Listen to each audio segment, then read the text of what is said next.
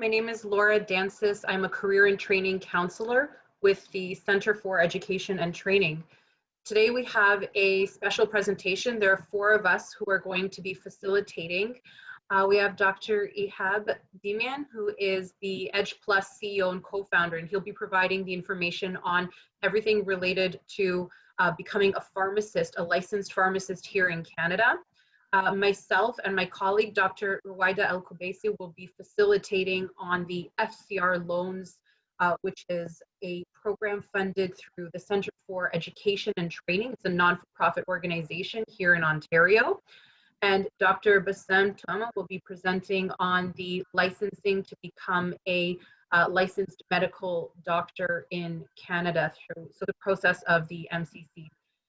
For today's presentation, we are going to be recording.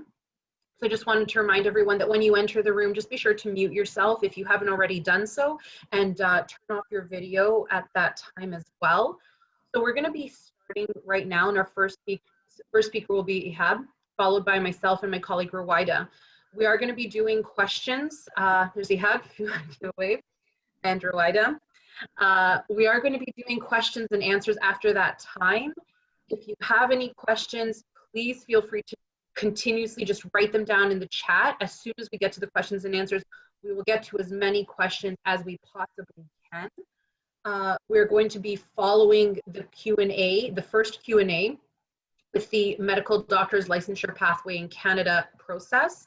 And then we're going to have another Q&A after that. So for those that would like to stick around until the end, please feel free to do so. If for any reason we don't get to your question, I will be sending an email to everyone who registered. Everyone who is currently online today will receive an email. You will have our contact details, and I encourage you please to share your contact information with us so that we can follow up with you, but you will have a way of accessing all of us at the end of this.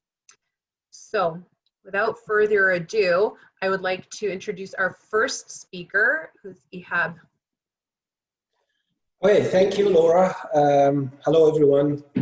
It's my pleasure and honor to be with you. This is the second time actually that we run this kind of informative seminars or webinars.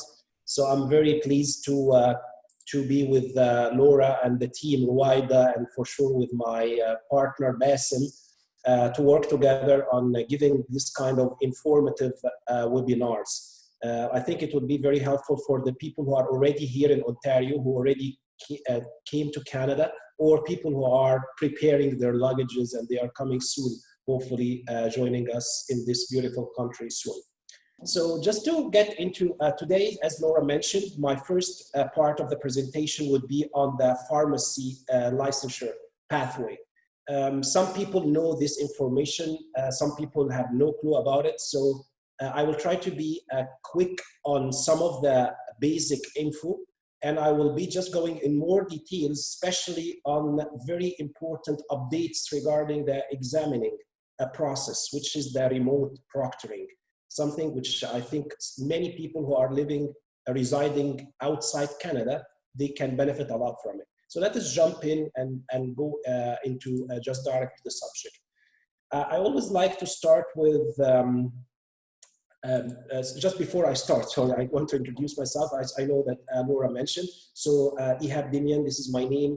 I'm the founder and CEO of Edge Plus. Edge Plus is the company that is specialized in running the board exam preparation courses for both pharmacists and physicians all over the world.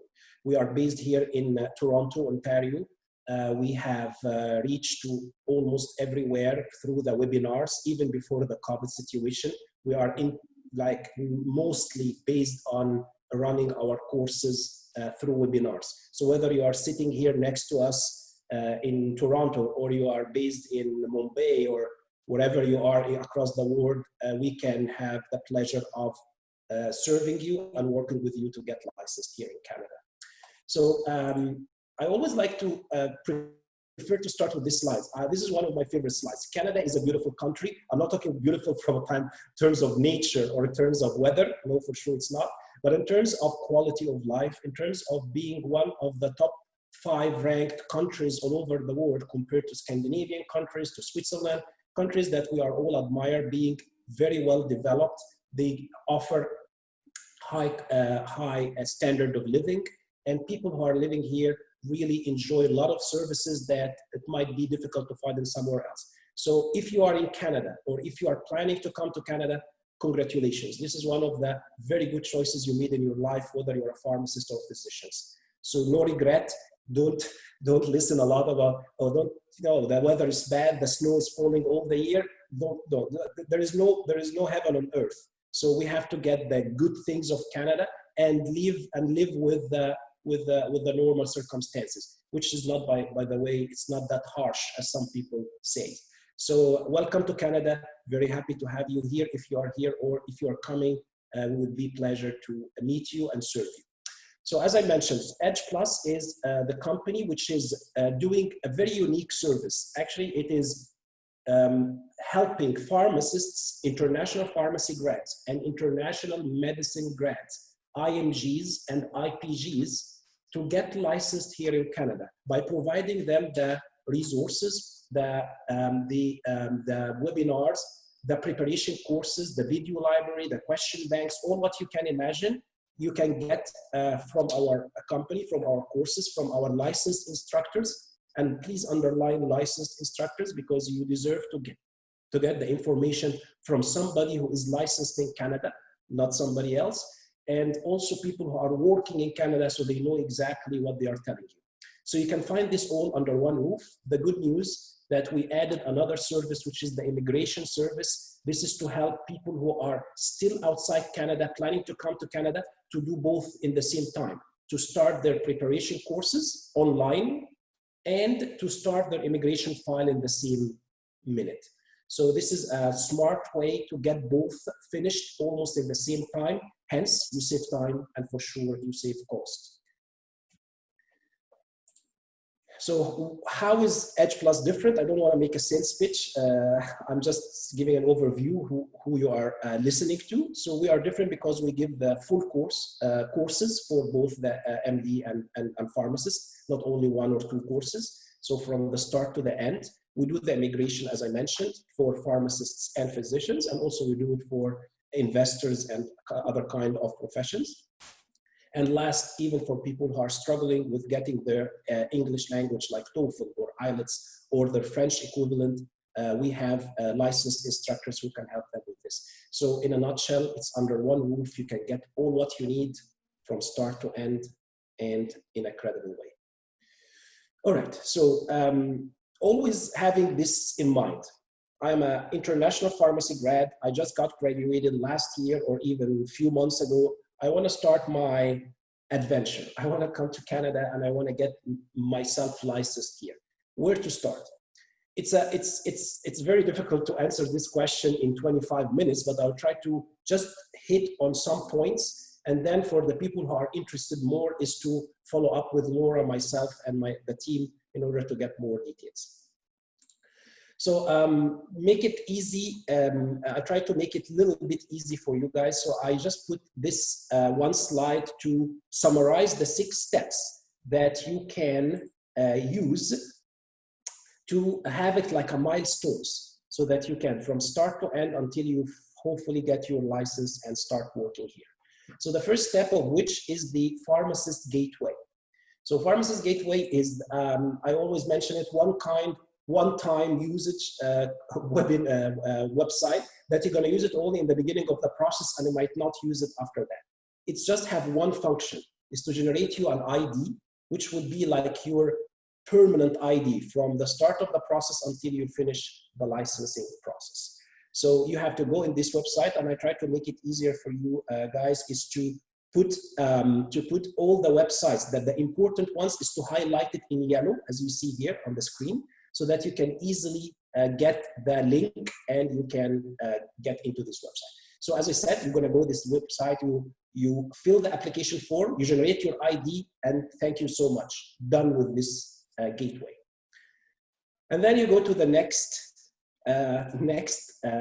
website, which you're going to live with from now until you get your license, which is the PEBC website. the Pharmacy Examining Board of Canada website. We talked about the first step in the pharmacist gateway. Now we are on the second step of the PEBC. And as I mentioned, this is the website that will stick to you until the end of the process. And this is the link to it at the bottom of the page highlighted in yellow.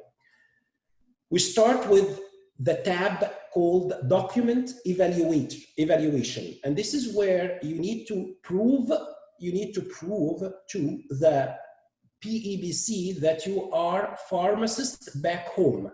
You can claim that you are a pharmacist, but you need to prove it. And how to prove it is called the documents evaluation, meaning you are going to give them some documents, which I will explain in a minute in the next slide. These documents are going to be reviewed and validated by the board examiners of Canada here in pharmacy in Canada. And then they will tell you, yes, thank you so much. We validated that you are a pharmacist. And hence they give you the green light to start your examining process. So this is a bottleneck, very easy to do, but you need to do it right. And that's why we try to explain it in details. Why I'm making these highlights, as you can see, this kind of yellow, green, and red, I just want to give you one key message, guys. This website is updated regularly, especially with the COVID situation. I would urge you, whether you are staying here or still outside of Canada, go and visit this website on a weekly basis, if not more frequent. Because as you see here, I made just a highlight. The latest update, I made it here in red, was made a few days ago, August 10th. So, and it's so important update. So if you miss this kind of updates and you are starting your process of registration, you are missing a lot. So my key take home message from this slide, keep yourself updated and always check this for new updates. All right, document evaluation, to simplify it, and I will be, as I said, we did this seminar previously in May, and we have the recording for it. I will touch base on it quickly, but I want to spend more time with you on the COVID update, because this is something that everyone might be interested in, because it's something that just have been published a few weeks ago, all right? But let's go quickly. Document evaluation requires three main streams: yourself, your pharmacy school, and the syndicate of pharmacy you belong to back home. Yourself, you need to prepare these documents, is to get an ID. And when I say any document, it should be in English, and it should be notarized and attested.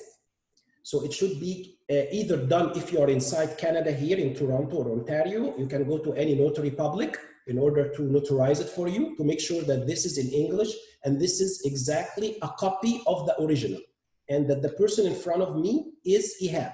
So all this should be done by an official, like a notary public.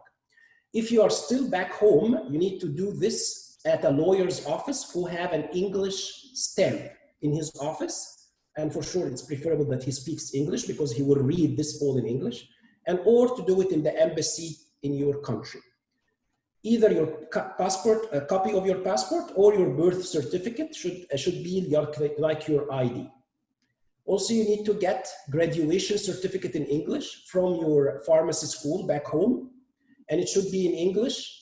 And again, everything, you will put it in an envelope, and everything should be attested and notarized that they are copy exactly the same like the original, and that the person is an authentic person in front of me.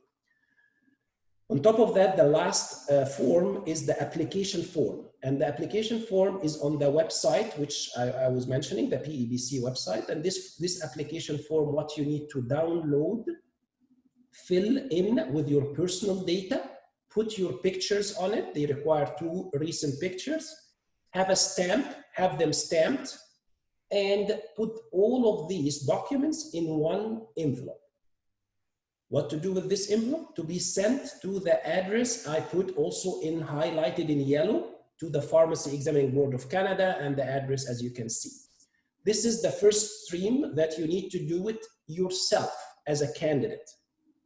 What about the second stream? The second stream is something that you need to do on behalf of your university or pharmacy school. What does it mean? You go to your pharmacy school, you ask for a transcript certificate. They know it very well because there are hundreds of pharmacists from all over the world who came to Canada. So it's nothing new. You need a transcript certificate in English, not in your local language for sure. Again, it should be put in an envelope, but the one difference here is the sender is not yourself. The sender is your pharmacy school. The sender is your pharmacy school, and it should be stamped, sealed, and sent to the same address. I would suggest for you to help your pharmacy school because they might not do it for you. Just make everything prepared for them and ask for their permission, even to arrange for a courier service so that it's sent as if it is sent on their behalf under their name. You have to facilitate all that, otherwise your document might be lost or they might forget about it. The third stream is from your syndicate, pharmacy syndicate back home. The same thing, letter of good standing, and this is something that they issue it also very frequently. One thing here, I got many updates, even myself, when I was doing the same process. I found myself, I haven't paid my membership since long years because I left, my country is Egypt, so I left Egypt long time ago. And I forgot that I have to pay my membership every year. Just a small thing, you need to have a good check, a big fat check, not check, sometimes they require you to pay even in cash or in credit card, to pay for all the previous years because they will not be issuing your letter of good standing without paying your delayed membership. Just a quote unquote, not to delay the process. They will do it for you and then they have to send it on their behalf, not on your behalf, not yourself. The sender will be pharmacy, a syndicate of pharmacy in India or Saudi or Egypt, whatever your country is. This is the three main streams that you need to send to finish the document evaluation. Once you're done with that, you're done with the bottleneck process. And then you wait for between 6 to 8 weeks to get a response from the PEBC, either a go decision, meaning everything is validated, you are good to start your examining process, or they ask for a follow-up documents, maybe something is missing, a stamp is missing, and so on. So please do it very carefully. Should I depend on only this presentation? No, the answer is no. I'm here trying to simplify, but you will find everything written in details on the PEBC website. So please do not just take the presentation, which is like a few minutes, as your main source. We are trying to help, but the main official source of information with the details, you should get it on the website. Hopefully after 6 weeks, you get a good news, you are good to go. Start your examination, start preparing for your exam and schedule your exam date. This is by itself an achievement. Congratulate yourself because you are doing a lot of milestones. So this is the first milestone. You start here with the evaluating exam because now you have 3 exams to clear. I'm talking now about pharmacists, international pharmacy grads from any part of the world except the US. The US have only 2 exams to write, the qualifying part 1 and the qualifying part 2.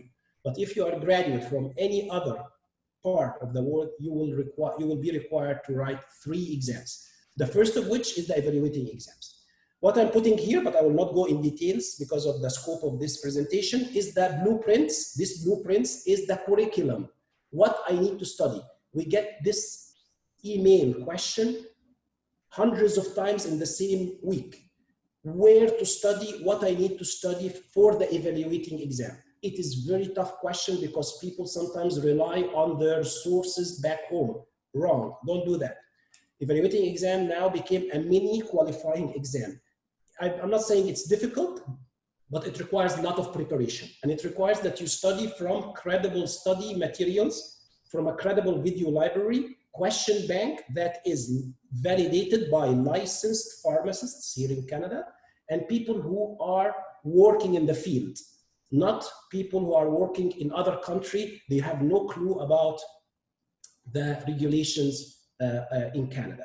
I'm just saying here, do your due diligence. I always tell everyone, I'm not selling my For sure, I would love to have you all in our company, but this presentation is not an advertisement or promotion. It's a kind of an awareness. You do your due diligence, you choose the company that you feel that the people are licensed, credible, professional, and they have study materials, which I can assure you that you can find all in my company, but there are other companies very respectful and very credible. You can go wherever you prefer. One question I always get, really, do I need to take a preparation course in the PEBC or in the LMCC? The answer is no. I'm not saying it's mandatory. It's totally up to you. If you are an A student back home, you do everything on your own. Save your money, do it on your own. But do not take a chance to fail, guys. I'm saying this because it's so painful. The exam is done 2 times a year only, 2 times a year. So you will have to wait 6 months. If God forbid, the attempt was unsuccessful, you have to wait 6 months and you have to pay double the charge. So if you can do it yourself, do it. If you cannot, seek help from a credible source from the beginning. Believe me, you're gonna thank me for that because it will save you a lot of time and a lot of money, both in the same time. These are the blueprints. You have to cover all that. This exam is 200 questions. It's a multiple choice questions. It's 1-day exam, and everything now is a computer-based exam, and I will come to that in a second about the remote proctoring that we're going to talk about. This is the core part of my presentation, is the remote proctoring. A very interesting and good news. Actually, I would love to have it when I was a student years back. That you are, if you are still residing in wherever you are in the world, China, India, any part of the world, Middle East, you can write your exam from home.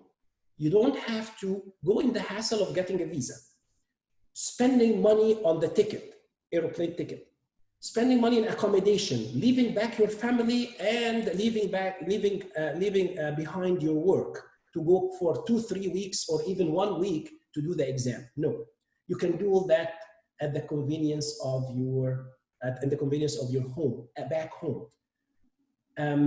Is it so easy? There are some requirements that you need to get up to it in order to give you the green light that you can do it. And honestly, if you read them, and I will try to simplify again, if you read them and you stick to them, it's amazing opportunity, guys, for people who are still back home to start their evaluating exam and qualifying part 1 exam, even from home while they are staying and working and having an income and so on. What are the requirements? Technical requirements. You need to have a laptop or a desktop for sure. You need to have a camera. As you can see, camera like any webcam or even the built-in or external, doesn't matter. You need to have a stable internet, and you can see even the speed here is so little, but for sure, the higher the speed, the higher the stability. Google Chrome should be the latest update, Windows 7 and above, or Mac 10.13 and above. Resolution of the screen is so important. Your screen resolution should be 1920 by 1080. Do not go for less resolution. If you have less resolution, go to an IT expert and upgrade or get a new laptop or computer if you need. You need to have a camera, sorry, not a camera, a mirror, and I will explain why. This mirror, it will help in the scanning of the environment, that your room is clean and clear to do the exam. You have to be capable of having your webcam go around your room in a 360 view in order to inspect every inch of your room to make sure that you are doing the exam in an exam setup. And for sure, you need to speak English fluently because the proctors are English speaker only. They will not speak in your local language. And even if you are French, you can write the exam in French, but you have to speak English if you are going to take the exam from home, remote proctoring. What do you mean by, is there another option I can take the exam? Yes, there are now. If you are still residing outside Canada, they give you the option to book online in one of the registered centers, which is a proctoring centers, and they are located in many cities, in Egypt, in Saudi, in Gulf, in Kuwait, in many, many countries. How to know whether you have a center close to your home or not? Simply, PEBC.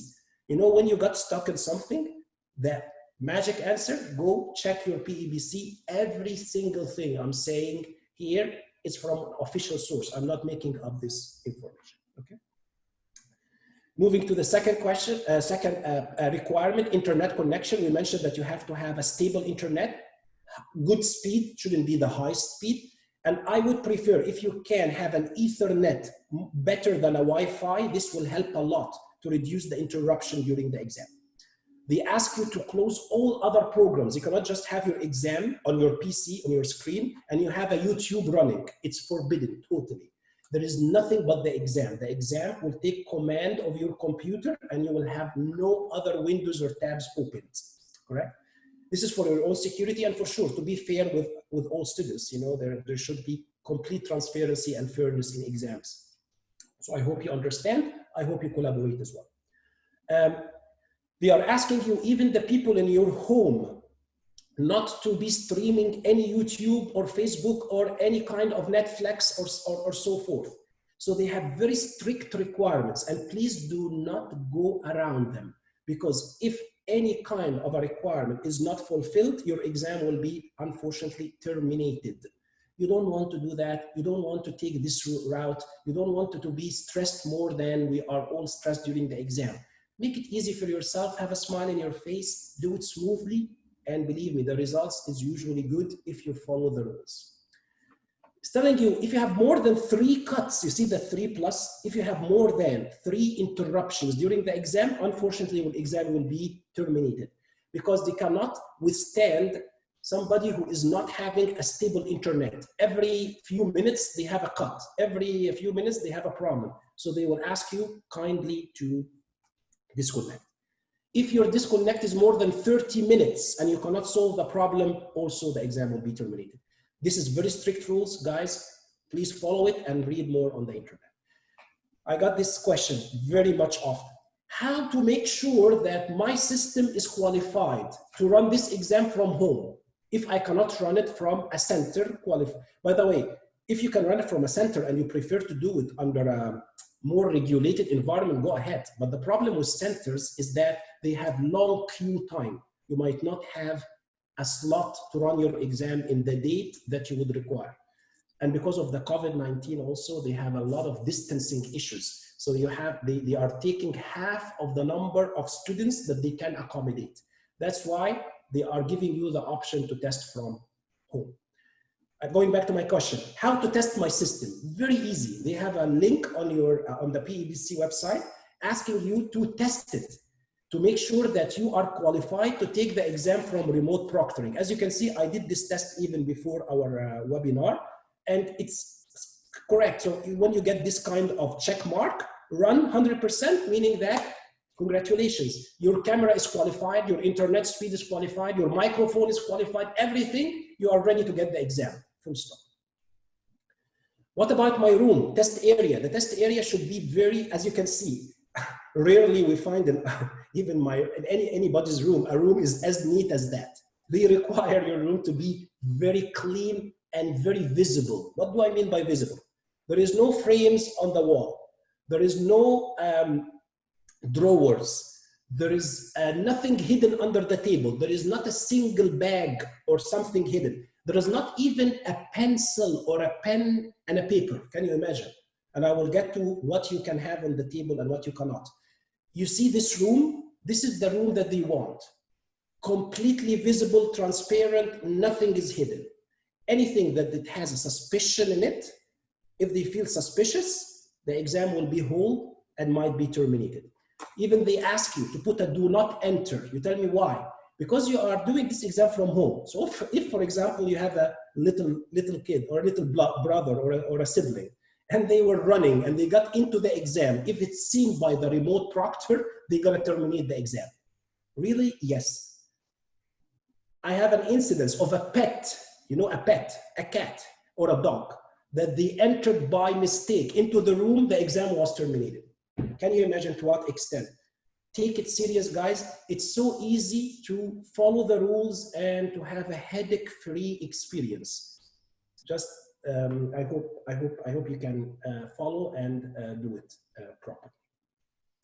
They do a security check on you. You need an ID. They need to make sure that the person who is doing this exam is the person who registered for the exam. You're not getting your twin or your brother or your sister. So this is something you need to have an ID. You need to have you will get an very brief interview in the beginning before you enter the exam. If any kind of an inappropriate behavior or any kind of suspicious behavior or sounds they hear during the exam time, as I said, they are so strict on doing that. Bottom line, stay focused and do it one time. Another question. Can I connect to the proctor? You know, this is the guy, the proctor who watch you during the 4 hours and 15 minutes or 4 hours and a half. What if for any reason there is a technical issue that happened, anything happened? Should you be in trouble? No, don't worry. You will either chat with this proctor telling him that there's an issue, the screen is frozen, any kind of issue that happened, or you have to shout loud. And because they are having, that's why you have a microphone in your camera, so that they can listen. Oh, somebody needs help, so they can jump in and help you immediately. So you can, the question that I get also, what if there's a problem during the exam? Don't worry, you will get support on site in the same minute. Okay. What to bring and what not? I try to make, this is so visual, very visual. It couldn't be even more slide that tells you what you get without even I read it for you. You have your ID, well and good. You have a mirror, you have a bottle of water without any labels. Even the tissue paper, they are saying you cannot have more than 2. So you can imagine the details they are getting into it. If you have a medication you need to get, for sure, it's your right. You just need to tell them in advance. I'm getting my blood pressure pills, I'm getting whatever meds you have. And you can only get one white board with a marker and an eraser in the same marker. You cannot get 2. Even the board, they are putting you the dimension. The whiteboard should be X by Y. You have to read this dimension on the PEBC. Long story short, you cannot have a pen or a pencil. You cannot have a calculator. You tell me how can I? Because they will give you the calculator on the screens. It's during the platform that they're going to launch for you in the exam. It has an on-screen calculator. So don't worry. You are allowed to use a calculator, but not the physical one that we were using a long time ago. Okay? You are not allowed for sure in your cell phone and your watch, even food. I have a very funny guy. I said, how can I survive for 4 hours without eating? It's guys, take it easy. You can have a good meal before the exam and just focus on your exam. You are not going on a picnic. You don't have to get your sandwich and your apple with you. You just need a bottle of water. That's it, without a label. This is all what they permit you to have. But leave the picnic after the exam and enjoy your meal after. Scheduling your exam appointment, a very tricky question because we are in different time zones. So sometimes, and even it happens to us, even it happens to me personally, when I get sometimes a text message or my team get text message at 3 o'clock in the morning because who is texting me is living on the other side of the world. So they do not know that there is time zone differences. So please be considerate that we have what we call the EST, Eastern Standard Time Zone, okay? So this one you need to know, what is this related to my time zone back in Jordan or in wherever I am, or even in Singapore. You can see in Singapore, for example, there is a 12-hour difference. If you are 6 o'clock in the morning, wherever, no, that is even more. We're talking here about, 6 o'clock in the morning in Toronto here in Ontario, East Standard Time, it will be like 6 p.m. So they are telling you that when you book your exam, you need to be knowing your time zone. They do not allow time zone to start your exam before 6 a.m. Eastern Standard Time or after 10 p.m. Eastern Standard Time. So if your time zone is different, you need to check how is this related to these two time zones, 6 a.m. and 10 p.m. and then do your exam accordingly. Very important thing, there is no scheduled break. There is no scheduled break during this exam, meaning that you have to sit down for 4 hours and a half. Yes, it might be tough for some people, sit down, do the exam. If you need to take a break, they permit a 10-minute break maximum to go to the washroom, 10 minutes only. Mind you, if you did this break, it's part of your time. They do not stop the watch. It's part of your exam time. The time will start clicking. So if you want to go to the washroom, please make it quickly. And do not chat with somebody outside the room. You are in an exam setup, so you need to be very efficient to make it in the same time. One very important thing, if you get out of the room and you came in again, they will start the process of screening you again, making sure that you are the same person, making the identity check again, making the environmental scan again, making sure that you are not getting something in your pocket. So be very considerate. Do I really need to go to the washroom, or can I live with what I have until I finish the exam? It's your answer on that.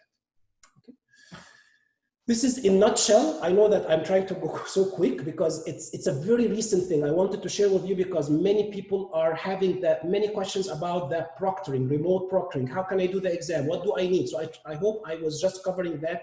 If I'm so quick, please contact us after the webinar, and we can hopefully help you even more.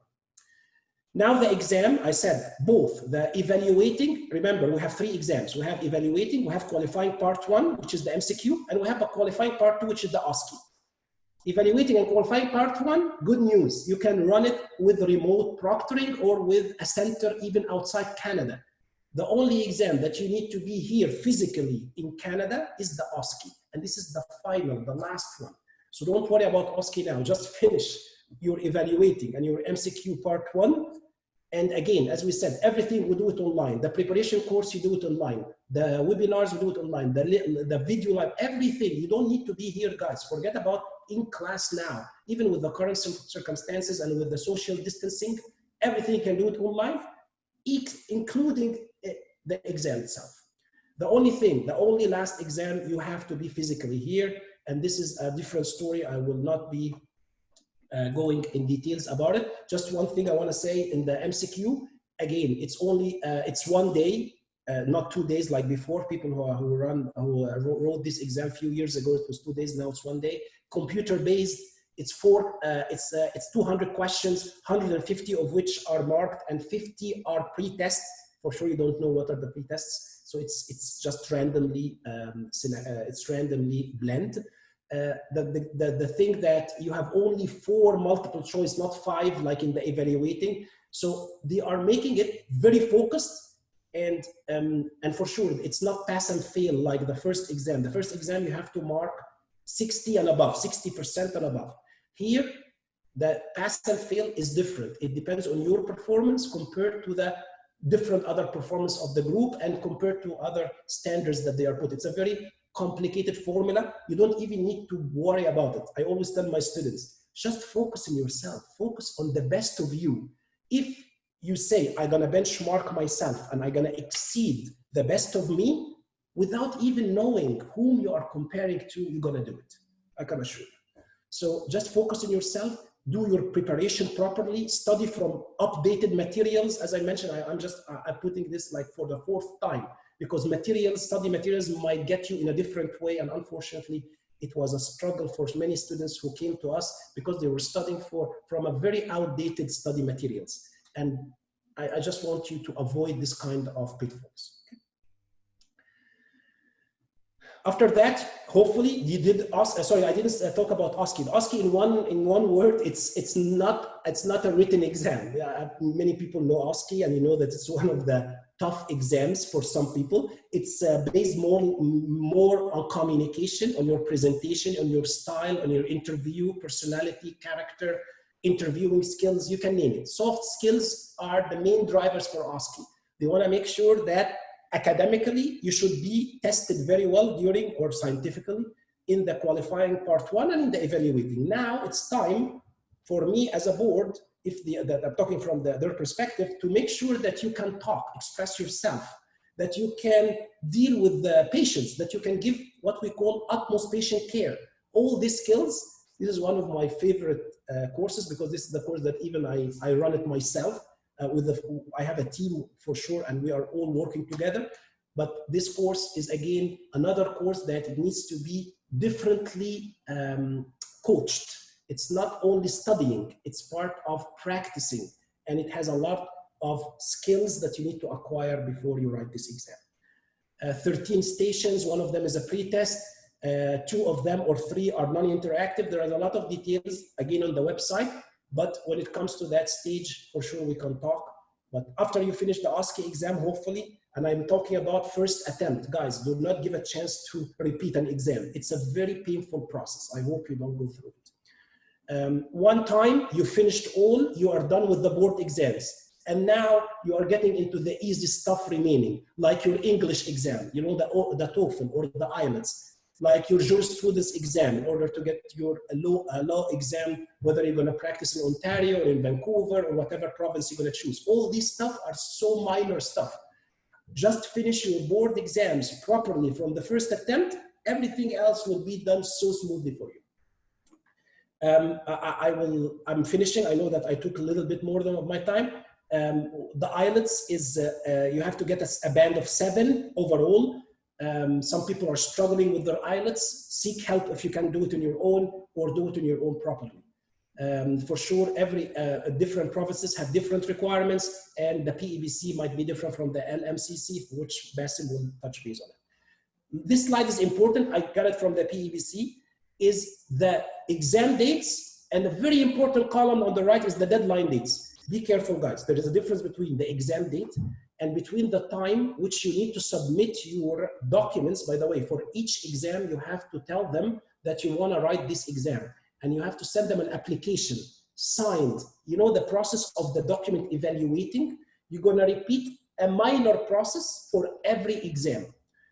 What they are telling you, when you send your documents, I don't care when did you send it, or when have you sent it. What they care about, just look at the very bottom. What I care about is when did we receive it. So if they do not receive your document, I'm just taking an example of the evaluating exam of that will take place next year, January 13th, 2021. If they do not receive your documents by Friday, September 25th, you cannot write this exam. You have to wait another 6 months for the June-July exam. So this is also things which some people do not pay attention to, and it costs them 6 months of delay. How much does it cost? This is what I put here is a consolidation of the fees of the exams, guys. It has nothing to do with our courses or has nothing to do with any other bridging program that you might need to get. The cost of running these exams varies between the exams and including the PEBC exams, and including also if you have any kind of examination center size change. If you have, I just added also the jurisprudence exam. I added the TOEFL or IELTS if you do it from the first attempt. Rough figure for the exams is between 4,500 to 5,000 Canadian dollar. I hope you know that the Canadian dollar is less in value than the US dollar. Some people got always mixed up. So this is good. So the value of Canadian is less than the US dollar. So if you say 5,000 Canadian, it could be like around maybe 3,800 US dollar or 4,000 US dollar. So just for you to know if you are residing outside Canada and you know only US dollar. But anyway, this is not to do with the courses. For example, I think all the companies, including my company, we have a website, which I will leave it to you at the end, which tells you about the courses, course details, how to register and so on. The last step, which is the structured practice training, is the last step after you finish all your exams. And this is a province-based process. So what you do in Ontario is different from what you do in Manitoba, from Alberta. So for the scope of this awareness program, I will not be getting into details, but what I want to tell you, it's now streamlined, especially in Ontario. The duration for the PACE is shrinking. It's getting more streamlined, as I said, and even shorter in time. So very good progress happening even on the structured practice training side if you compare it like 5-6 years ago. My last slide, and I will leave you in good hands with Laura and Basim and Ruaida. is for us, I just put for you here all our main websites. So the first one is our website, is the edgeplus.ca, in case you need details about the courses, in case you need to know more about our testimonials, about reviews, anything you need to know, you can go to our website, www.edgeplus.ca. We have a Facebook page, which is EdgePlus, the one that I put for you here. And we have 2 groups. I'm talking here about the groups on Facebook or on our website. We have 3 groups on Facebook, one of them with the EdgePlus one, and the others are study groups for people who are writing their evaluating qualifying part 1, and a 4th group for the people who are writing their OSCE. These are all resources. Even if you need a study partner, you can go on one of these Facebook and you write, guys, I wanna practice, or I wanna study online. I'm living in Dubai, and I want somebody to practice with me, and you can find a study peer living in Vancouver who is studying with you online. So very, very important resources. If you have it, it will be helpful for you during your studies. That's all what I need to tell you. I hope I covered most of the important information. Excuse me. I will be very happy for any follow-up questions that you have. EdgePlus, and on my behalf and on behalf of my team, we wish you all success, and we wish you to see you here in Canada. And if you are here in Canada, give us a shout. We can have a coffee. I'm very happy to know new people, and all the best for you. Thank you so much. Laura, if you'd like, or Waida, I'm done. Hi, Ihab. Thank you so much for the very informative information session. That was really wonderful. So I am seeing that people are writing down some of their questions in the chat. That's great. Please continue to write down any questions in the chat. Ihab, when you are done sharing your screen, let me know, and I'll go into sharing my screen, and Rawaida and I will facilitate the next piece. All right, there we go. So my name is Laura Dancis. I'm a career and training counselor. Myself and Rawaida work with the Center for Education and Training, and we're going to be providing you with some information on the Foreign Credential Recognition Loans Program. So the Foreign Credential Recognition Loans Program is run through the Center for Education and Training, and it's a not-for-profit organization. It's funded by the Government of Canada, so it's a free program if you are interested in accessing. So we are funded by the government, so it's a free program to access. I will be sharing today information on who is eligible for the program, what the objectives of the program are, what the features are, which is the loan and the one-on-one career counseling, if you're interested in accessing the program, and also contact information. So how do you get in touch with us if you do want to access the loan for any of your educational needs or the career counseling? And again, questions and answers at the end, and we have some questions for you as well that we're going to be putting through in a poll. So the clientele for the program are internationally trained professionals. So anyone who is from a regulated or non-regulated profession, if you're looking to go back to your career or to find an alternative career here in Canada, we're here to support you in that process. In terms of eligibility criteria, it's pretty straightforward. You just need to be a permanent resident, Canadian citizen, or convention refugee. You need to have completed your education outside of Canada, or you need to have completed work experience in a skilled trades outside of Canada. And you need to be a resident of Ontario. So there are many provinces in Canada. Some of you may currently be residing in Canada or outside of Canada or in Ontario. So in order to be eligible for this specific program, you need to be a resident of Ontario. Doesn't matter how long you've been in the country for. We have clients that we've worked with that have been in the country for a couple of days or a couple of weeks and have applied for the loan through the program. So the time that you've been in the province is not a factor. You just need to have the address here. In terms of the objectives of the program, we have 4 main objectives, and the first one is to help internationally trained individuals such as yourselves to get back into the Canadian labor market. So what we do as career and training counselors is work with you on either the loan or the career counseling to make sure that you are able to go from the point where you arrive to Canada to where you're able to work and financially support yourself, ideally in a career that you are passionate about and a career that you want to be in. We also support the foreign credential assessment and recognition. So we host a number of events, for example, what we're doing today. If you have questions about the process of becoming recognized in any of the 24 regulated professions, we support in that. If you want to have your credentials assessed through something like World Education Services or ICAS, we can guide you there as well.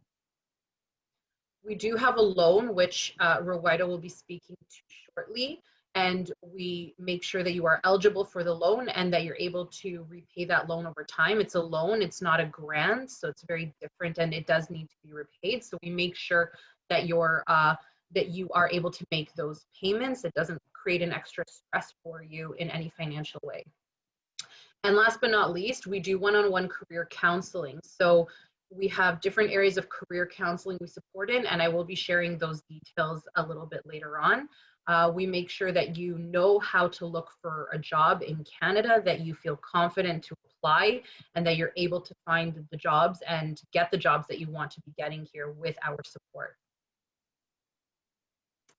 Rowida, did you want to talk about the loan features? Yeah, sure. Thank you so much, Laura. And hi, everyone. So I'm the second career and training counselor joining this webinar today. I'm Laura's colleague. It's the time to talk about the loan features. You can see, as shown on the slide, the minimum is $1,500 and it's up to $15,000. Please keep in mind this loan is provided by Government of Canada for Canadian immigrants or refugees who are already in Ontario. So we don't provide this loan, or you are not eligible to apply unless you are in Ontario specifically. And then you may get hired or apply for jobs outside of Ontario, but you have to be an Ontario resident. So this loan, because it's provided by Government of Canada, it has a very competitive interest rate. Right now, it's the Canada Prime, which is 2.45. Just before the COVID-19 pandemic, it was 3.9. So it can be considered a low interest rate, 2.45. This is for Canada Prime plus 2% for Meridian Credit Union, the bank that we work with.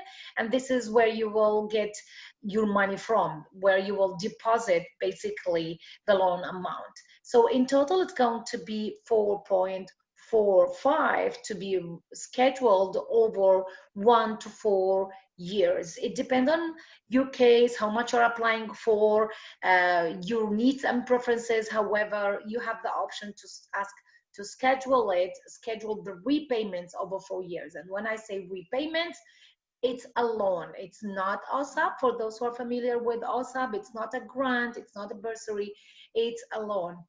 And which means basically you don't need to go back to school or attend a public community college or university, join a long bridging program for 1 or 2 years in order to get approved for this loan. Joining private schools, preparation schools, needing it for even for writing your exams, applying and paying the membership fees, the application fees for the healthcare regulatory bodies, either PEBC or MCC. So for applying, writing exams, as I said, only even without joining or going back to school, you will be eligible to join register for the FCR loans and apply for the loan. You can see there are options to save the interest, which means if you schedule the repayments over 1 year, you will save more interest. This will make typically your monthly payment higher, but your interest payment, the interest amount is lower, way less, and then you will save more money. In general, if you apply for $15,000 over 4 years, the interest amount in total will be around $1,400, which basically means after 4 years you will pay off the $50,000, which is the loan amount, plus $1,400 $100 for the interest amount. And it really depends on the amount of the loan you are requesting. If you go for 7.5, it's going to be basically half amount of the interest rates or interest, half of the interest amount. So it really depends on how much you're applying for and how many years you want to schedule the repayments over. Now, no hidden fees. It's a free program that provided by Government of Canada. The only fees you're going to pay is the $1 charge for opening an account with Meridian, along with and the interest amount. Registration with our program, the career counseling sessions, all career support you have, even support, the financial support you have through like the financial counseling you will have through the career counselors will be all for free. Now you can see there is, it's mentioned there, no credit history required, and I have to explain what does that mean exactly. It means if you are a newcomer or a recent immigrant, you have just landed in Canada or a couple of months ago, then you were not able yet to build your credit history. Then it's okay, because we are very familiar with these situations, and then the bank will understand that as well, and you will get approved even if no credit history has been built yet. But if you have been in Canada for several years, maybe even you are a Canadian citizen, but born outside of Canada, so basically you are eligible to apply, then you have been in Canada for a couple of years and you have already a credit history that the bank will definitely, Meridian Credit Union will definitely check in order to approve your application. Laura, please, next slide. Thank you so much. What expenses can the loan cover? Basically, it's covering almost everything up to $15,000. What does that mean? We cover, as I said, the qualification assessment fee. You want to apply for PEPC to get your, to start the process and get your evaluation assessed by that regulatory body. Then you are eligible to apply, and this will be covered through our loan. There are several programs that's similar, like there is one or two other programs similar to FCR loans program and funded by Government of Canada. We have our own features, and one of these benefits and features that we help you from the very beginning of the process.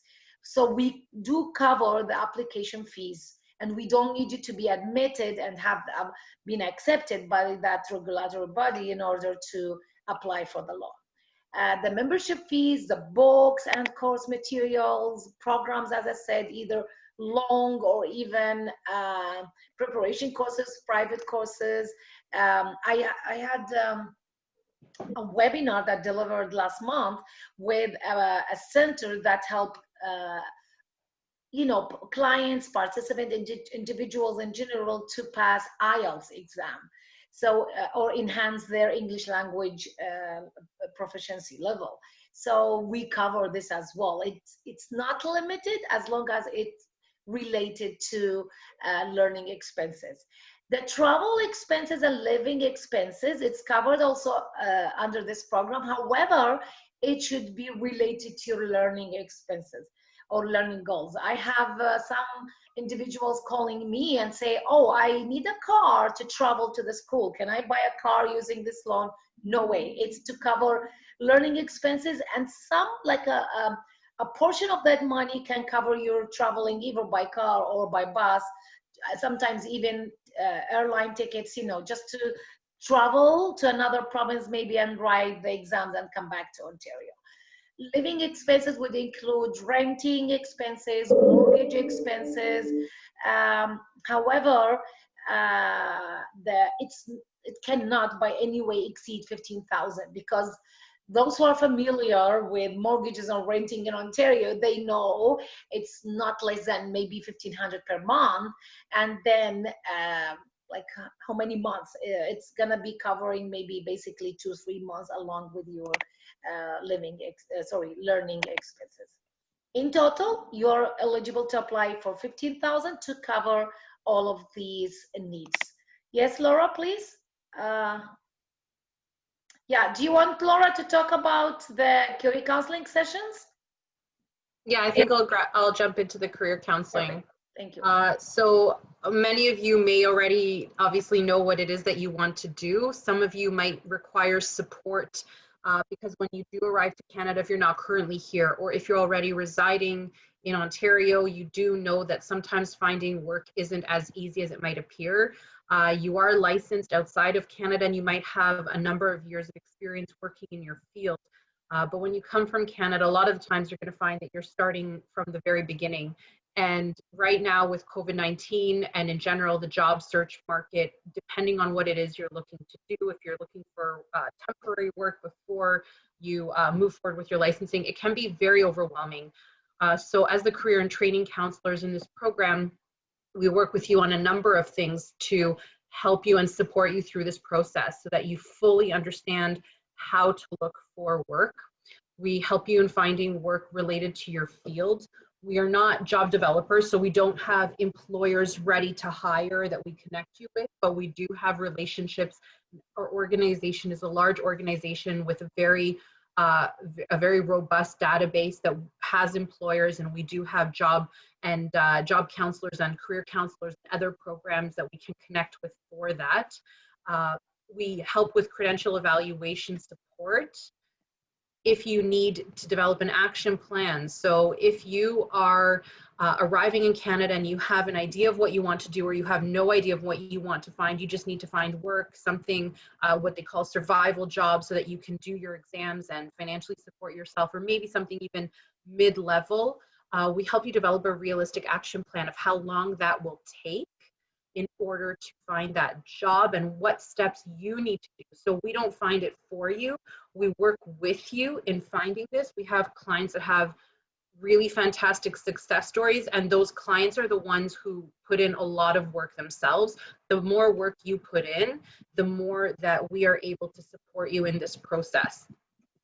And there's 10 areas of career counseling. So we do everything from networking. So how to network, what are the strategies for networking, where can you network? If you have a LinkedIn, if you have a cover letter or a resume and you need any support, we can go over your cover letter, we can go over your resume, we can help you enhance it or guide it so that it's a little bit more geared towards the position that you're looking to find. If you have an interview at any point and you want us to help you do some interview practice to know how to interview here in Canada, it's a very formal process. We can help you out with that. If you're looking for, if you have just everyday challenges, we have life skill support that we can provide. If you want to connect with people in your field, we can provide you with information on informational interviews as well. So there's a lot of areas of support that we can help kind of build your toolbox so that when you are looking for work, whether it's the initial survival job, a mid-level job, or once you have become recognized as a pharmacist, we can help you with that as well in terms of finding work. So you're feeling confident when you're going out into the job market and when you have your interview. So I'll let Rawida talk a little bit more about the program path. If you are interested in registering with our program, what the steps are, and then we'll jump into the questions and answers. So if you have any questions and questions you would like to ask, this would be, we'll give you the answers in a minute, but if you have any questions, this would be the right time to be posting them.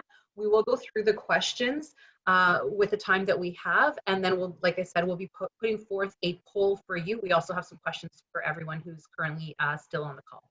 Laura, I wish we all the time have the answers for the answers, no questions. So yeah, now you can see my contact information is there. Feel free to write it down or even take a picture. This is how the process starts, so let me know if you're interested to register and apply for the loan. And then it's gonna be basically an online intake assessment for the time being because it's under COVID-19 pandemic. Sorry about that. Yeah, we'll have it. And then also because of the remote delivery mode that we have right now in the center. So it's gonna be basically the registration form to fill out and along with a Zoom meeting. if things are back to normal, then we will have an in-person intake assessment. Now, once you fill out the form, we will check your, and you confirm your eligibility, of course, for the program. We will need to confirm your suitability to apply for the loan as well. That's if you are interested to apply for the loan, because basically you may apply for the career counseling only, career counseling sessions, and or the loan program only, the $15,000, or both. You have the option. It's whatever works for you works for us. Just keep in mind, we don't want to duplicate the work.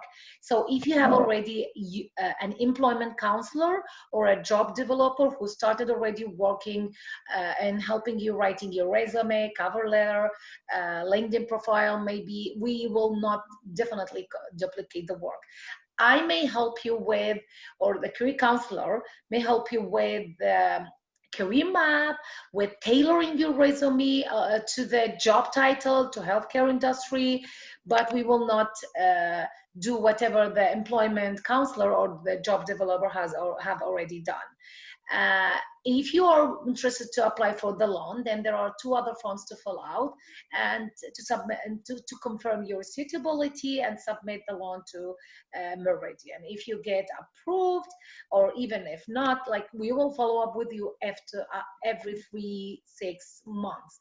Now, I'm saying if you get approved or not, because no guarantee to get approved. It all depends on in your suitability to apply, and then being eligible or meeting the government and Meridian criteria. And maybe one more thing to add here that I maybe forgot to mention on the loan features, like, we do take the household income, which means it's not only about your income if you're working or not, it's about the household income, household story. If you have a kids with the child benefits, if you have any support by government of Canada, or if there is a family member who lives with you and still working and willing to support you.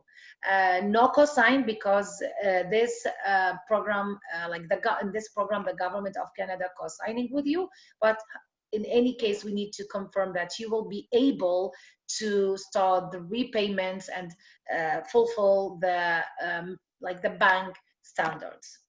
I think Laura will be sharing the next slide with my full contact information. Feel free to call or to email. Usually it's even if I could not pick up the phone, I will call you back. In both cases, either way, I have to confirm your eligibility first before starting the process and sending you or emailing you the intake assessment form. And I just wanted to remind everyone that I will be sending out an email to all of the, anyone who has registered. I will send out an email with the contact details for each and every host that is facilitating today. And you can also share your contact details with me in the email address that was sending you the Zoom links.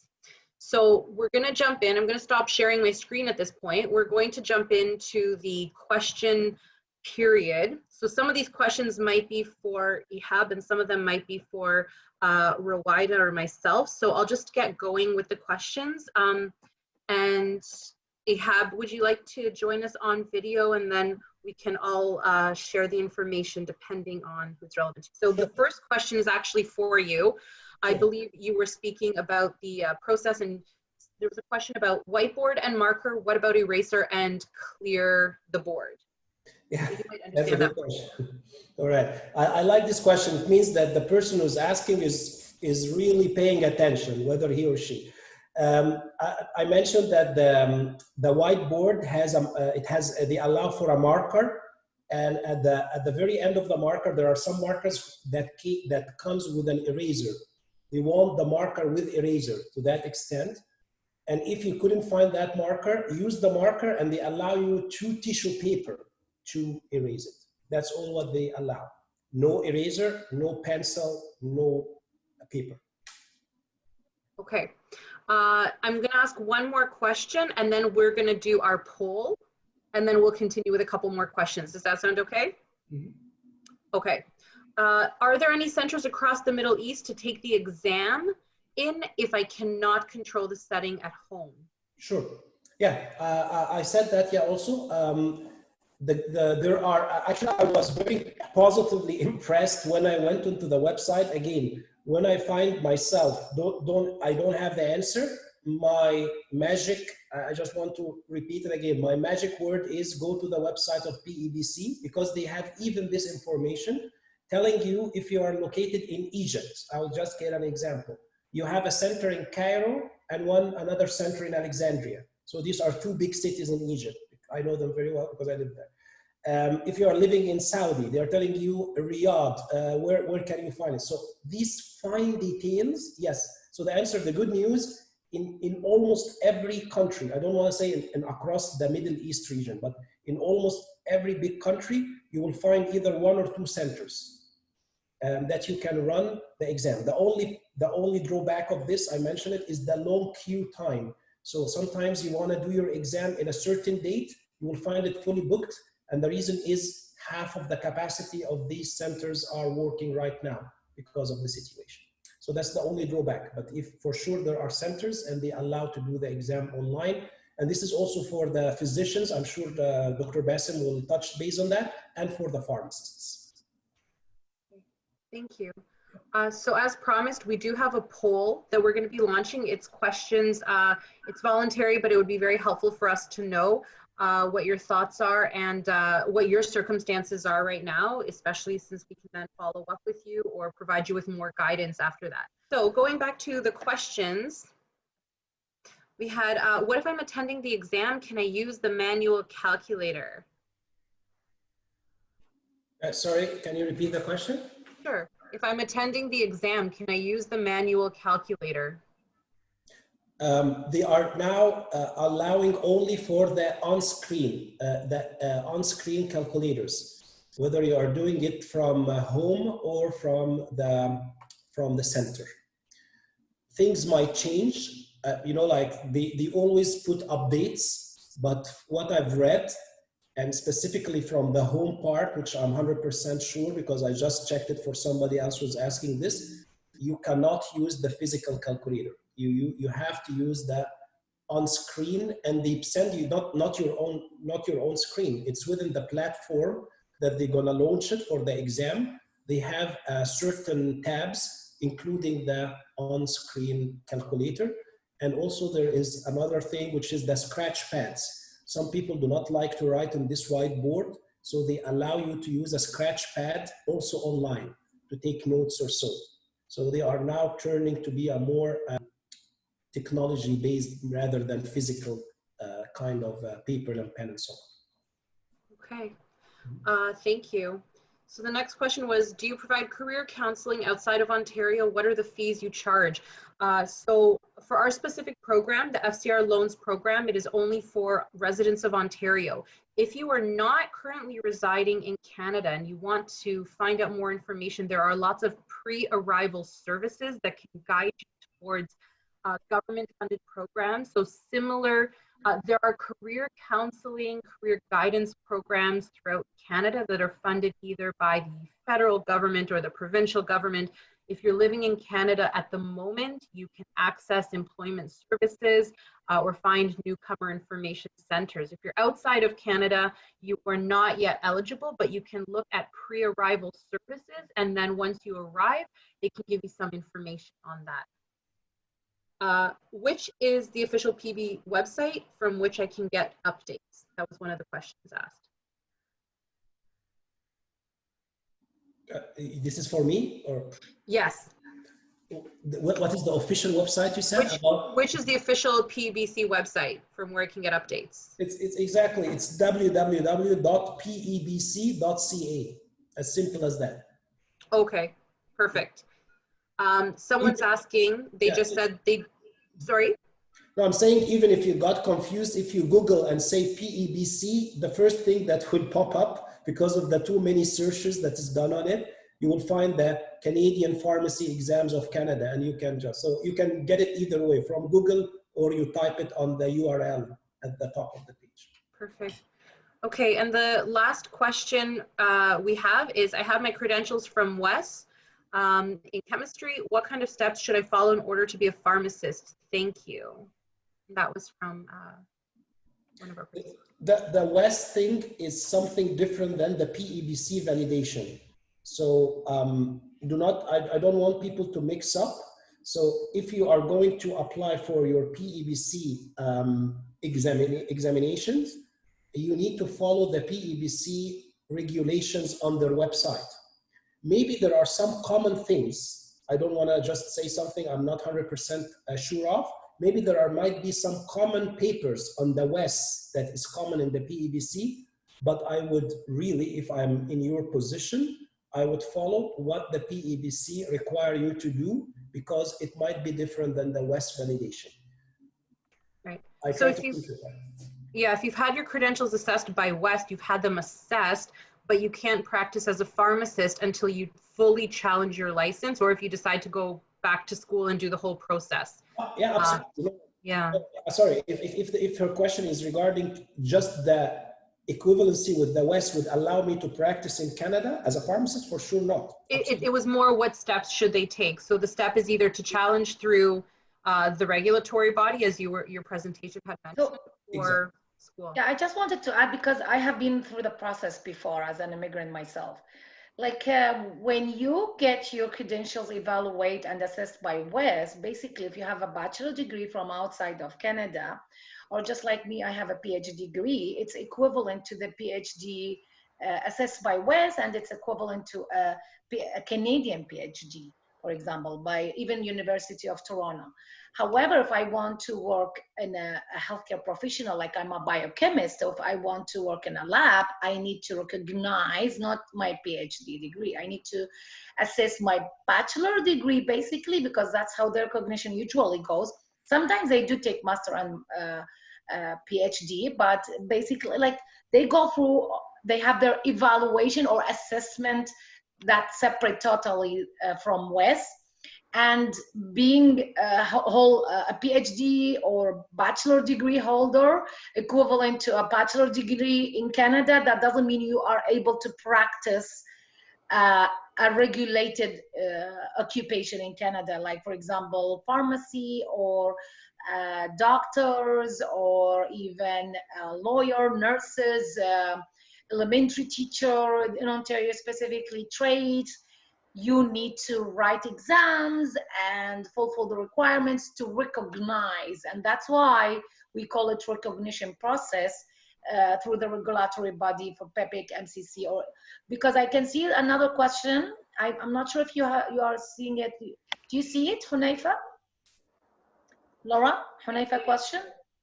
I think this is for Bassam. Yeah, we'll hold off on that one because it's for the next. I think it's for Dr. Bassam because it's about the medical doctor. But to practice medicine in Ontario, basically, or Canada, you need to get your credential recognized.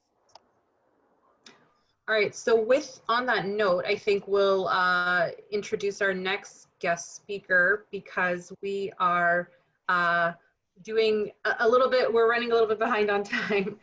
Bassam, thank you so much for joining us. Thank you. So I'd like to introduce Bassam, who also is with AHAB and works with the with Edge Plus. So thank you for being with us today. I'll give you the floor for your information on what it takes and what is the requirement to become a doctor, a licensed doctor here in Canada. Sure. So thank you, Laura, for, I can share the screen right now, right? Yes, you can. And then everyone else will be muted, and it's just going to be your video that is available. All right. So, thank you everyone for joining our session today.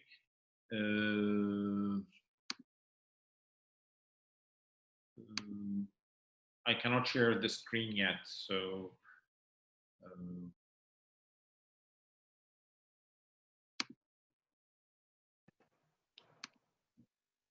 can you try to share one more time? okay. No, it's not allowing me. Huh. Okay. Ruwaida, would you be able to confirm that Bassam is the co-host right now with sharing abilities?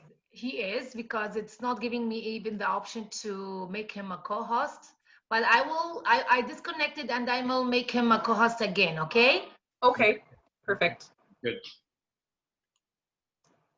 Yeah, I think I can share right now. Yes, I can.